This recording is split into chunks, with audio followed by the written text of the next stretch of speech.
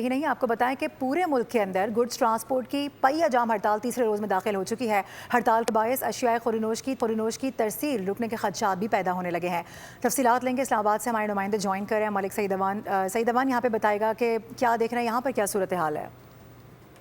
جی بالکل، goods transporter کی پہیہ جام ہڑتال تیسرے روز میں داخل ہو چکی ہے۔ اگر ہم بات کریں وفاقی دارالحکومت اسلام آباد میں، تو گڈ ٹرانسپورٹرز کی ہڑتال کی وجہ سے ابھی تک تو کوئی بڑا مسئلہ پیدا نہیں ہوا، اشیاء خوردونوش موجود ہیں، لیکن اگر یہ ہڑتال جاری رہتی ہے تو وفاقی دارالحکومت اسلام آباد کے شہریوں کو مسائل کا سامنا کرنا پڑ سکتا ہے۔ آج وفاقی وزیر پیٹرولیم نے گڈ ٹرانسپورٹرز کو بھی مذاکرات کے لیے طلب کر لیا ہے، اور شام کو جو ہے گڈ ٹرانسپورٹرز کے وزارت پیٹرولیم کے ساتھ مذاکرات بھی ہوں گے۔ ان کے مطالبات بیسیکلی ایک یہی ہے کہ جو روزانہ کی بنیاد پر پیٹرولیم مصنوعات کی قیمتوں کا تعین کیا جا رہا ہے، اس کو فوری سبسکرائب کریں اور بیل دبائیں تاکہ کوئی خبر رہ نہ جائے۔